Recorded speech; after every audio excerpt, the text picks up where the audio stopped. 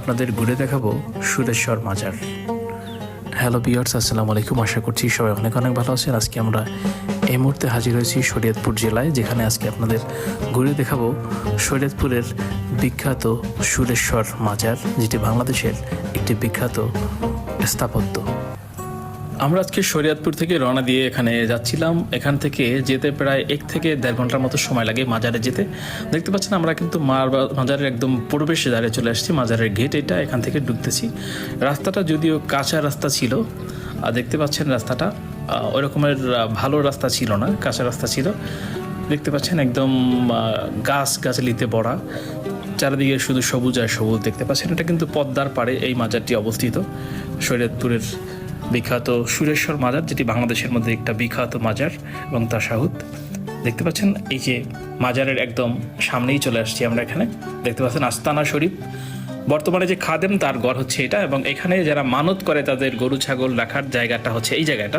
এবং এই যে জায়গাটা আছে, এই জায়গাটা আপনাদের একটু জুম করে দেখাচ্ছি। দেখতে পাচ্ছেন জান শরীফ মঞ্জিল, এটা হচ্ছে জান শরীফ মঞ্জিল। দেখতে পাচ্ছেন এটা হচ্ছে বাসা, এবং এইখানে কিছু দোকানপাট আছে, এবং এই পাশ দিয়েই আসলে একদম নদীর পাশে কিন্তু যাওয়া যায়, পদ্মার পাড়ে।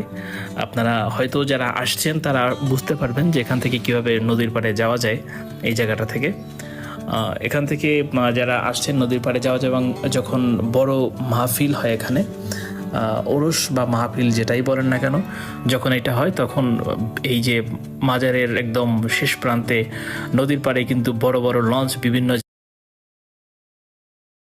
জায়গা থেকে, বরিশাল, চট্টগ্রাম, দিনাজপুর, রংপুর, বিভিন্ন জায়গা থেকে, মানে যে সব জায়গা থেকে লঞ্চে যাতায়াত করা যায় সেসব জায়গা থেকে লঞ্চে করে বিভিন্ন লোকজন আসে, এবং গাড়িতে করে বিভিন্ন বাংলাদেশের প্রান্ত থেকে এবং দেশ বিদেশ থেকে বিভিন্ন লোকজন কিন্তু এখানে পাড়ি জমায় এই মাহফিল বা ওরস শরীফে। দেখতে পাচ্ছেন আমরা কিন্তু একটু ঘোরাঘুরি করে আপনাদের দেখাচ্ছি। হেঁটে হেঁটে ঘুরছিলাম আমরা, যদিও মোটরসাইকেল করে এখানে গিয়েছি, তারপরও এখানে আমরা আস্তে আস্তে করে হেঁটে হেঁটে আপনাদেরকে পুরোপুরি মাজারটা দেখাবার চেষ্টা করব।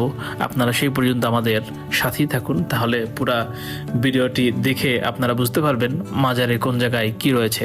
দেখতে পাচ্ছেন এই যে জায়গাটা কবরস্থান, এখানে যারা খাদেম আছেন এবং বিভিন্ন সময় বিভিন্ন লোকজন আসছেন তাদের কবরস্থান কিন্তু এই জায়গাটাতে। দেখতে পাচ্ছেন কত সুন্দর সাজানো গুছানো পরিপাটি, একদম খুব পরিষ্কার পরিচ্ছন্ন কিন্তু এই জায়গাটা, কবরস্থান মানে গোরস্থান বলা যায়। এই জায়গাটা কিন্তু খুব সাজানো গুছানো।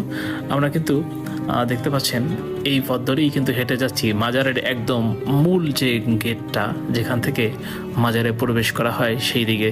দেখতে পাচ্ছেন এই গেটটা আপনাদের দেখাচ্ছি, এই যে হচ্ছে মেইন গেট একদম মাজারের সামনে। আমরা গেটের ভিতর একটু পরে ঢুকবো, তার আগে একটু এখান থেকে নদীর পাড়ে যাওয়া যায় আমরা সেইটা একটু যে আসছি, যাতে করে আপনারা খুব অল্প সময়ের মধ্যে মাজারটি ঘুরতে পারেন, এবং যদি ঘুরতে নাও পারেন আমাদের ভিডিও দেখে হয়তো অনুভব করতে পারবেন সুরেশ্বর মাজারের কোন জায়গাতে কি রয়েছে।